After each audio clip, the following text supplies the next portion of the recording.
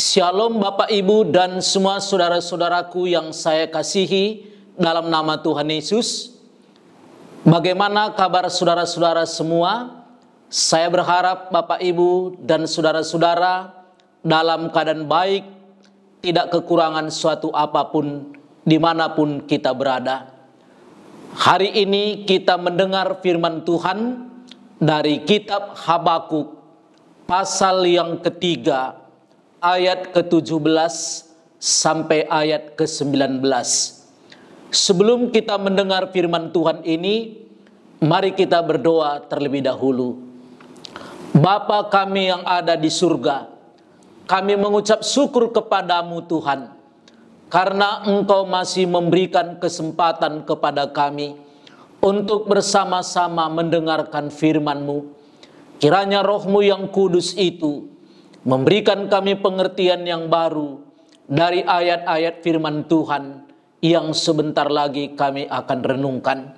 Berbicaralah Engkau ya Allah kami kepada kami semuanya, supaya kami pun bisa bersuka cita mendengarkan firman Allah yang sungguh-sungguh bisa menuntun kami mengenal Engkau lebih mendalam lagi. Dalam nama Yesus Tuhan kami berdoa dan mengucap syukur. Amin. Habakuk pasal yang ketiga, ayat ke-17 sampai ayat ke-19. Demikianlah firman Tuhan. Sekalipun pohon ara tidak berbunga, pohon anggur tidak berbuah, hasil pohon zaitun mengecewakan, sekalipun ladang-ladang tidak menghasilkan bahan makanan, kambing domba terhalau dari kurungan, dan tidak ada lembu sapi dalam kandang, namun aku akan bersorak-sorak di dalam Tuhan, beria-ria di dalam Allah yang menyelamatkan aku.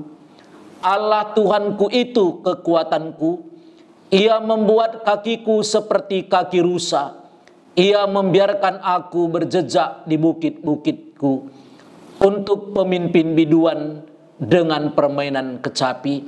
Demikianlah firman Tuhan. Saudara-saudara, tema yang akan kita bahas saat ini yaitu jangan kecewa. Tentu kita sebagai manusia tidak terkecuali Nabi Habakuk pernah mengalami kekecewaan.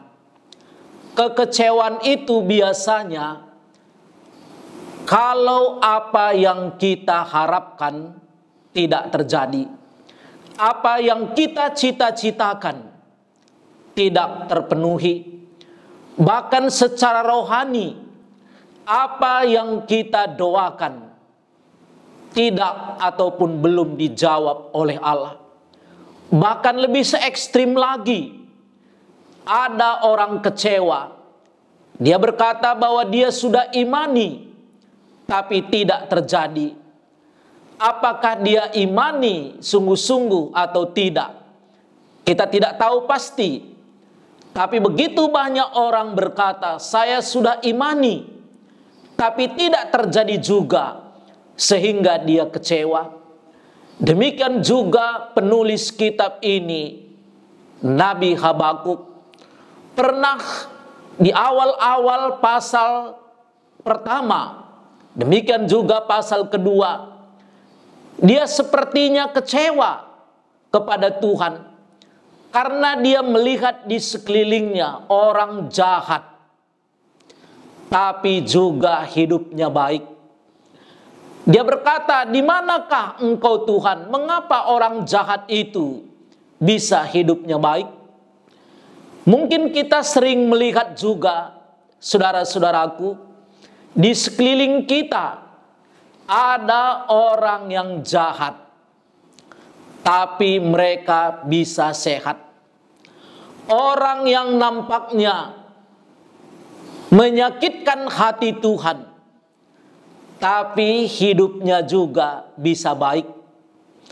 Dan sebaliknya, pernah juga atau sering kita lihat orang yang mencintai Tuhan, hidupnya bisa sakit. Orang yang mencintai Tuhan secara materi, hidupnya mungkin pas-pasan. Seringkali kita berpikir, mengapa hal itu bisa terjadi? Di manakah Tuhan yang menyertai orang percaya itu, yang memberkati orang percaya itu? Demikian juga pengalaman Nabi Habakuk pada zamannya, mempunyai pergumulan yang sama. Saudara-saudara, sebelum akhirnya Nabi Habakuk berbicara di dalam pasal ketiga ini, pengalaman Nabi Habakuk ini sering sekali menjadi pengalaman kita. Tentu sebagai orang percaya, sama seperti Habakuk, kita juga mengalami pengalaman pergumulan yang sama. Kita sering sekali sama seperti Nabi Habakuk, mengalami pengertian yang sama, seolah-olah Allah itu tidak adil. Mungkin Bapak Ibu, mungkin saudara-saudara pernah memikirkan hal yang sama, seolah-olah Allah itu tidak adil. Mengapa orang jahat bisa hidupnya sehat? Mengapa orang jahat menghina Tuhan bisa hidupnya baik? Tentu sebagai orang percaya, sama seperti Nabi Habakuk, kita tidak mengerti sepenuhnya apa yang di hati Tuhan. Kita tidak mengerti sepenuhnya apa rencana Tuhan, baik bagi dunia ini, baik bagi orang yang jahat itu, baik bagi kita sendiri orang yang percaya. Oleh sebab itu, saudara-saudaraku yang saya kasih dalam nama Tuhan Yesus, pada akhirnya, seperti ayat-ayat yang kita sudah baca tadi, Nabi Habakuk mengambil satu kesimpulan, dan dia mempunyai satu keyakinan yang dituliskannya mulai ayat ke-17. Sekalipun pohon ara tidak berbunga, pohon anggur tidak berbuah, hasil pohon zaitun mengecewakan. Saudara-saudaraku, di dalam Alkitab, 3 jenis tumbuh-tumbuhan inilah yang sering sekali dicatat di dalam Alkitab, baik perjanjian lama maupun perjanjian baru, yaitu pohon ara, pohon anggur, dan pohon zaitun.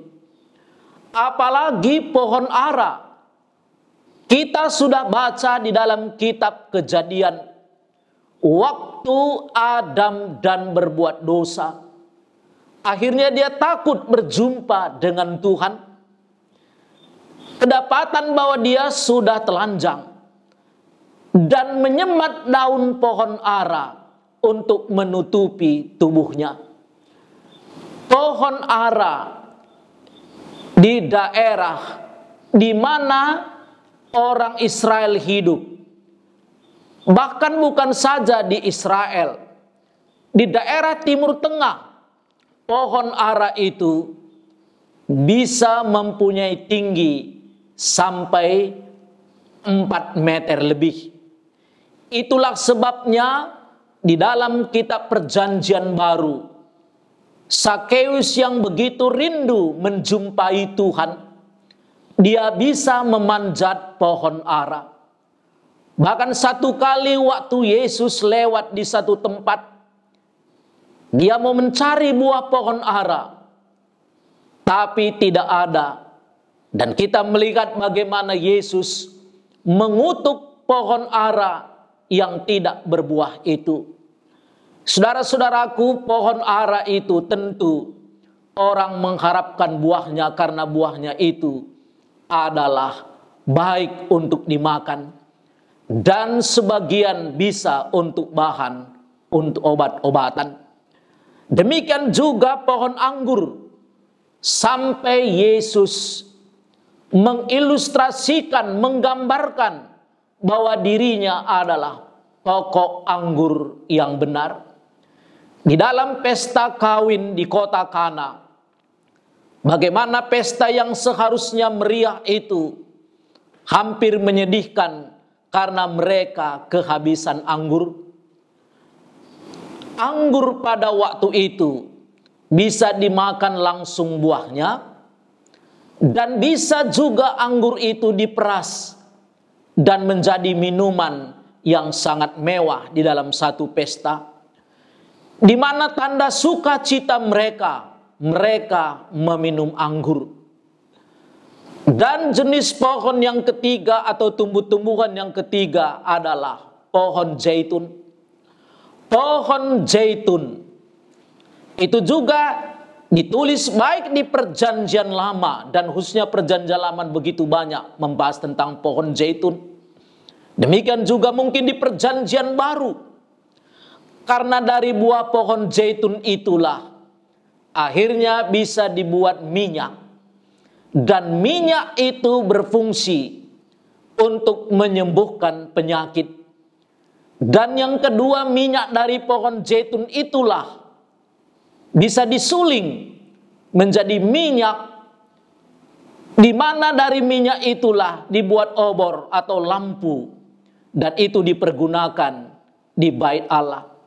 Sekarang kita bisa melihat di dalam kitab Nabi Habakuk ini 3 jenis pohon yang sangat dibutuhkan, baik untuk dimakan, untuk kebutuhan sehari-hari, baik untuk dimakan dan diminum seperti anggur, tanda sukacita mereka. Demikian juga buah pohon zaitun yang diharapkan untuk pengobatan mereka.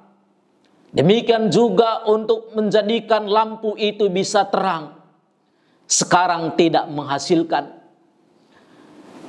Ini sesuatu yang mungkin banyak dikeluhkan oleh masyarakat pada waktu itu, termasuk Nabi Habakuk. Demikian juga sampai hari ini, apa tidak kecewa jikalau makanan yang kita harapkan untuk kebutuhan sehari-hari mungkin sudah menipis. Demikian juga hal-hal yang membuat kita sukacita hari ini tidak ada lagi. Bahkan obat untuk menyembuhkan penyakit kita pun kita tidak bisa beli. Dan itu sering membuat manusia, termasuk orang Kristen, termasuk saudara dan saya, bisa kecewa di dalam hidup.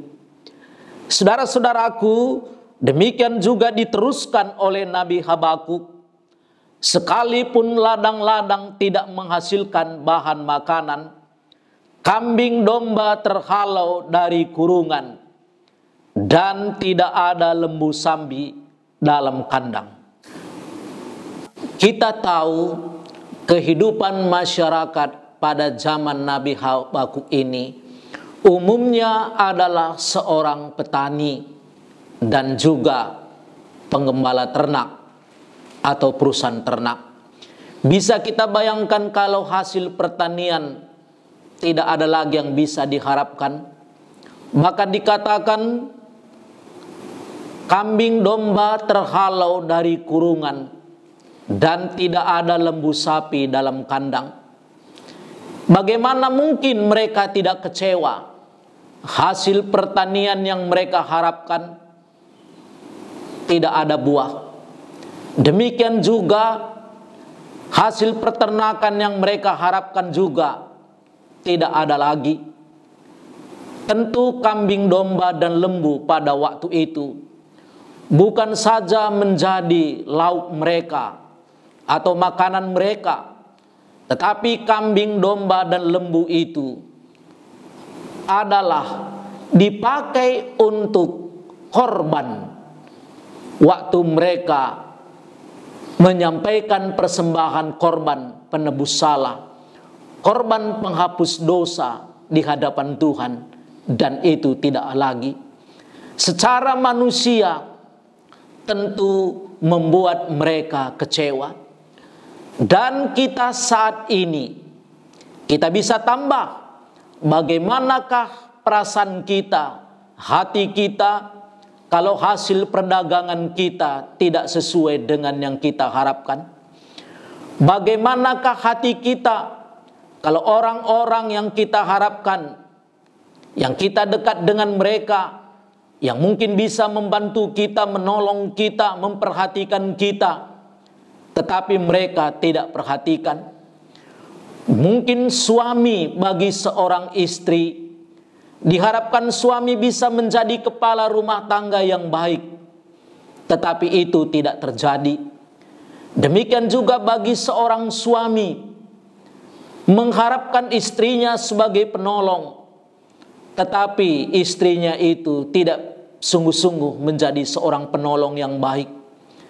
Demikian juga orang tua mengharapkan anak-anaknya menjadi anak-anak yang takut akan Tuhan, bisa belajar dengan baik, berhasil dalam pendidikannya, tetapi kekecewaan muncul waktu anaknya ini tidak seperti yang diharapkan. Demikian juga anak-anak melihat orang tuanya tidak menjadi contoh yang baik, dia kecewa, dan mungkin juga dia keluar dari rumah dan merantau ke kota yang lain karena kekecewaan yang dia alami di rumah terhadap kedua orang tuanya. Kekecewaan sering terjadi termasuk bagi kita orang Kristen. Apa yang kita harapkan, apa yang kita cita-citakan, apa yang kita doakan belum dijawab oleh Tuhan ataupun tidak terjadi.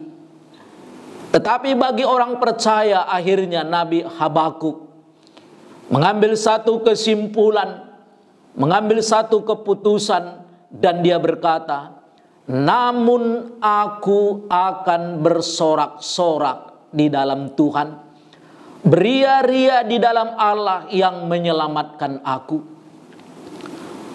Masih adakah hati kita ingin bersorak di hadapan Tuhan, beria-ria bersuka cita di hadapan Tuhan? Seandainya secara dunia mungkin apa yang kita harapkan tidak terjadi, bagaimana mungkin seorang yang sakit sudah diobati tapi tidak sembuh-sembuh masih bisa beria-ria, masih bisa bersorak-sorak di hadapan Tuhan? Itu hanya mungkin kalau pengenalannya dengan Tuhan begitu mendalam.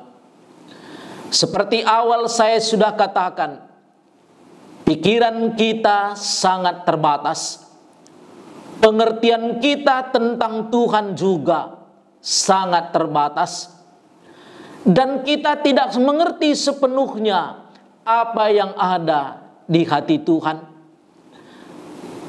Tuhan mungkin tidak menghukum orang jahat karena Tuhan menanti dengan sabar kapankah orang itu kembali kepada Tuhan. Kita tidak mengerti sepenuhnya mengapa kita orang percaya ini mengalami juga penyakit, mengalami kesusahan. Kita berdoa tapi Tuhan tidak menjawab atau belum menjawabnya. Kita tidak mengerti sepenuhnya bahwa Tuhan sedang memuridkan kita untuk mengikut Tuhan tanpa kecuali, mengikut Tuhan tanpa menuntut Tuhan, mengikut Tuhan tanpa syarat. Kita tidak mengerti sepenuhnya, sama seperti seorang anak kecil, dia berdoa atau meminta kepada Tuhan. Tentu dia berharap Tuhan menjawab lewat orang tuanya. Doanya sederhana, Tuhan, berikanlah saya ini mobil main-mainan. Dan dia katakan kepada orang tuanya, Pak, Ma, saya sudah berdoa kepada Tuhan supaya Tuhan memberikan mobil mainan untuk saya. Dan orang tuanya belum memberikannya. Anak ini tentu kecewa bersama orang tuanya. Tetapi apakah orang tuanya tidak sungguh-sungguh memperhatikan anak itu? Apakah orang tuanya tidak sungguh-sungguh mengasihi anak itu waktu anak meminta hanya sekedar mobil main-mainan? Ingat, anak kecil pikirannya hanya sejauh mobil main-mainan. Padahal orang tuanya sudah memikirkan jauh sekali untuk anaknya ini. Orang tuanya sudah mulai menabung sedikit-sedikit agar anaknya ini yang masih kecil suatu saat bisa sekolah di sekolah dasar yang terbaik. Dan setelah tamat sekolah dasar, orang tuanya sudah bercita-cita menyekolahkan anaknya ke sekolah menengah pertama atau SMP, SMA yang terbaik, kampus yang terbaik. Bahkan orang tuanya sudah memikirkan seandainya anaknya ini pun nanti menikah, sudah dipersiapkan pesta yang megah. Bahkan sudah mempersiapkan mungkin rumah untuk mereka nantinya kalau sudah berumah tangga. Tetapi hal seperti itu tidak dimengerti oleh anak kecil. Kita pun, saudara-saudara, demikian di hadapan Tuhan. Apa yang kita pikirkan untuk besok pun kita mungkin tidak mengerti sepenuhnya. Tapi Tuhan sudah merencanakan sampai jauh ke depan, sampai kekekalan. Allah memikirkan hidup saudara dan saya. Adakah alasan hari ini untuk kita semua kecewa di hadapan Tuhan? Mungkin hari ini apa yang saudara dan saya doakan Tuhan belum jawab. Bahkan yang kita minta ini sesuatu yang wajar menurut kita. Hanya untuk kebutuhan hidup kita, supaya kita bisa bersuka cita, supaya kita bisa menyembah Tuhan dengan baik.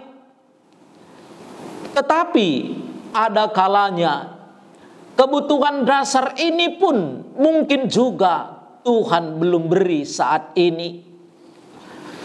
Banyak tokoh dalam Alkitab, orang yang sangat rohani, berdoa berulang-ulang, berhari-hari, bertahun-tahun, Tuhan belum jawab. Salah satu di dalam perjanjian baru adalah Zakaria dan Elisabet. Zakaria itu adalah seorang imam. Suami istri itu hidup benar di hadapan Tuhan, hidup menurut ketetapan Tuhan. Tetapi Tuhan belum menjawab doa yang mereka panjatkan berulang-ulang bertahun-tahun untuk mendapatkan seorang anak.